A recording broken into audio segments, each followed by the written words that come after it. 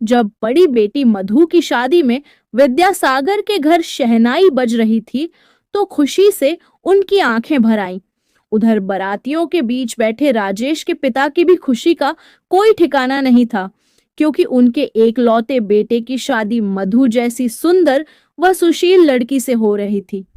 लेकिन उन्हें क्या पता था कि यह शादी उनके लिए सिर दर्द बनने वाली है। शादी को अभी 2 दिन भी नहीं हुए थे कि मधु राजेश को नामर्द बताकर मायके आ गई। यह बात दोनों परिवारों के गांवों में जंगल में लगी आग की तरह फैल गई। सब अपनी अपनी कहानियां बनाने लगे। कोई कहता कि राजेश ज्यादा शराब पीकर नामर्द बन गया है, तो कोई कहता कि वह पैदाइशी नामर्द था। इससे दोनों परिवारों की इज्जत धूल में मिल गई। राजेश जहां भी जाता, गांव वालों से यही सुनने को मिलता कि उन्हें तो पहले से ही मालूम था कि आजकल की लड़की उस जैसे गंवार के साथ नहीं रह सकती। विद्यासागर के दुखों का तो कोई अंत ही नहीं था। वे बस एक ही बात कहते, मैं अपनी बेटी को कैसी खाई में धकेल रहा था। मधु के घर में मातम पसरा हुआ था, पर जैसे उसके मन में कुछ और ही चल रहा था।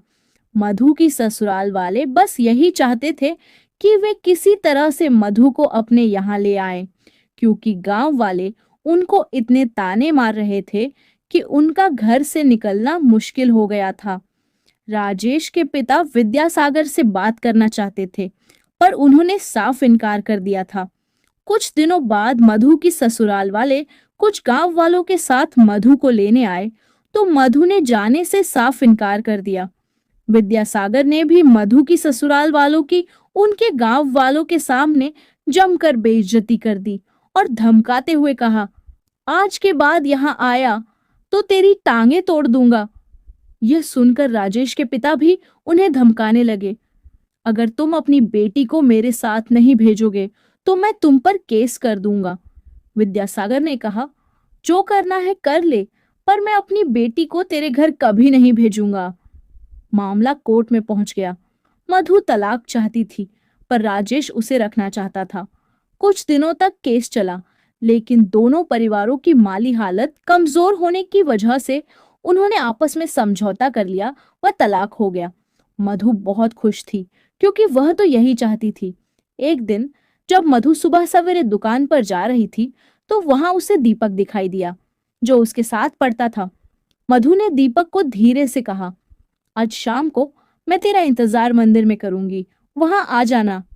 दीपक ने कुछ जवाब नहीं दिया। मधु मुस्कुराकर चली गई। जब शाम को वे दोनों मंदिर में मिले, तो मधु ने खुशी से कहा, देख दीपक, मैं तेरे लिए सब छोड़ आई हूं, वह रिश्ता, वह नाता, सब कुछ। मेरे लिए तुम कहना क्या चाहती हो मधु? दीपक ने थोड़ा चौंक कर उससे पूछा। दीपक, मैं सिर्फ तुमसे प्यार करती हूँ और तुमसे ही शादी करना चाहती हूँ। मधु ने थोड़ा बेचैन अंदाज में कहा। ये तुम क्या कह रही हो मधु? दीपक ने फिर पूछा। मधु ने कहा, मैं सच कह रही हूँ दीपक, मैं तुमसे प्यार करती हूँ। कल यह समाज मेरे फैसले का विरोध करे, इससे पहले हम शादी कर लेते हैं।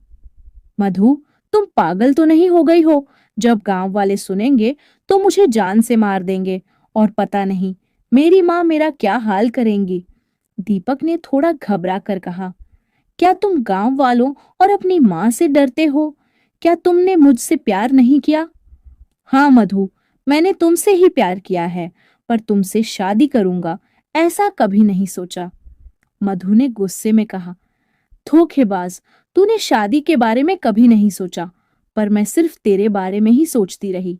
ऐसा ना हो कि मैं कल किसी और की हो जाऊं। चल शादी कर लेते हैं। मधु ने दीपक का हाथ पकड़कर कहा, नहीं मधु, मुझे अपनी माँ से बहुत डर लगता है। अगर हम दोनों ने ऐसा किया तो गांव में हम दोनों की बदनामी होगी। दीपक ने समझाते हुए कहा। मधु ने बोल्ड अंदाज में कहा, तुम अपनी माँ और गांव वालों से डरते होगे, पर मैं किसी से नहीं डरती। मैं करूंगी तुम्हारी माँ से बात। दीपक ने उसे समझाने की बहुत कोशिश की, पर मधु ने अपनी जिद के आगे उसकी एक न सुनी। अगले दिन जब मधु दीपक की माँ से बात करने गई, तो उसकी माँ ने कड़क आवाज में कहा, मुझे नहीं मालूम था कि तुम इतनी गिरी हुई लड़की हो। तुमने इस नाजायज प्यार के लिए अपना ही घर उजाड़ दिया। मैं अपना घर उजाड़ कर नहीं आई माँ जी, बल्कि दीपक के लिए सब छोड़ आई हूँ। मेरे लिए दीपक ही सब कुछ है। मुझे अपनी बहू बना लीजिए, वरना मैं मर जाऊंगी। मधु ने गिड़गिड़ा कर कहा।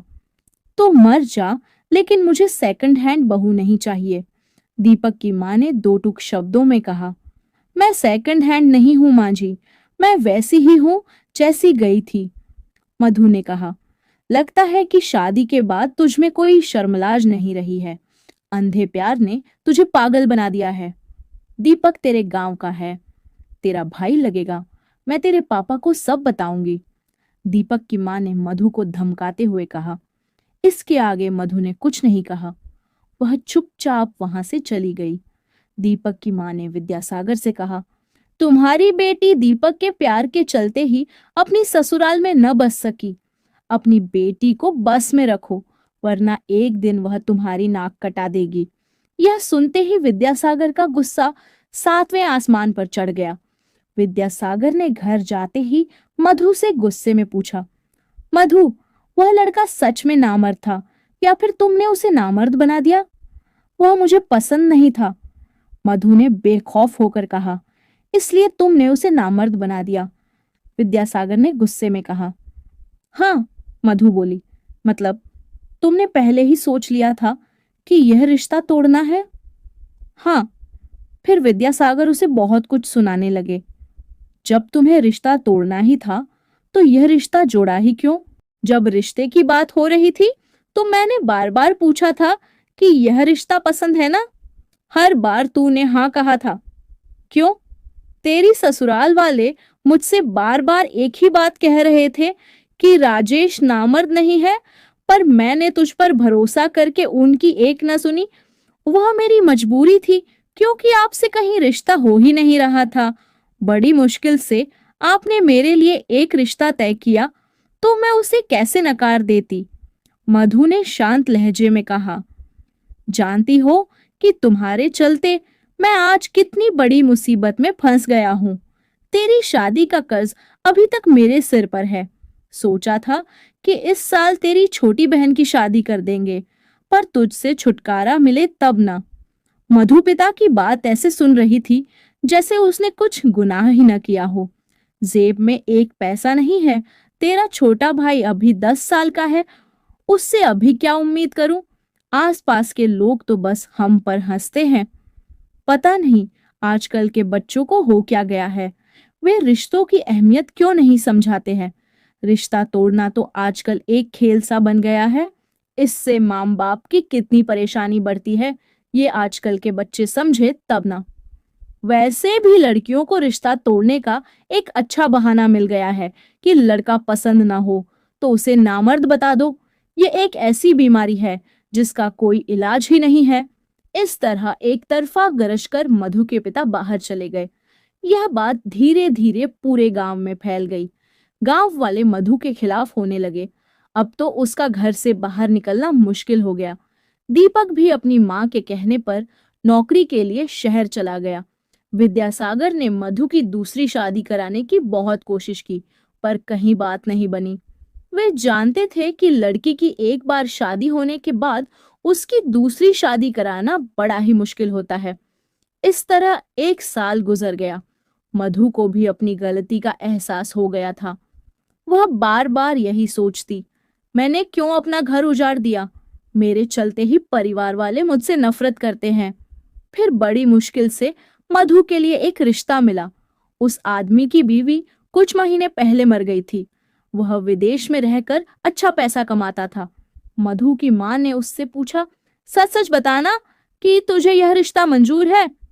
मधु ने धीरे से कहा, हाँ। माँ ने कहा, इस बार कुछ गड़बड़ की तो अब इस घर में भी जगह नहीं मिलेगी। मधु बोली, ठीक है। फिर मधु की शादी गांव से दूर एक शहर में कर दी गई। वह आदमी भी मधु को देखकर बहुत खुश था। जब मधु एयरपोर्ट पर अपने पति के साथ विदेश जाने लगी तो उसके परिवार वालों ने सब कुछ भुलाकर उसे विदा किया। उसकी माँ ने नम आंखों से जाते जाते मधु से पूछ ही लिया, क्या तुम इस रिश्ते से खुश हो? मधु ने भी नम आंखों से कहा, खुश हूं, एक गलती करके पछता रही हूं, अब मैं भूल से भी ऐसी गलती दोबारा नहीं करूंगी। विद्यासागर ने मधु से भर्राई आवाज में कहा, मधु, मैंने गुस्से में तुमसे जो कुछ भी कहा उसे भूल जाना। कुछ देर बाद पूरे परिवार ने नम आंखों से मधु को विदा कर दिया। दोस्तों, आज की कहानी आपको कैसी लगी कमेंट करके जरूर बताएं। अगर आप चैनल पर नए हैं तो चैनल को सब्सक्राइब जरूर करें। धन्यवाद।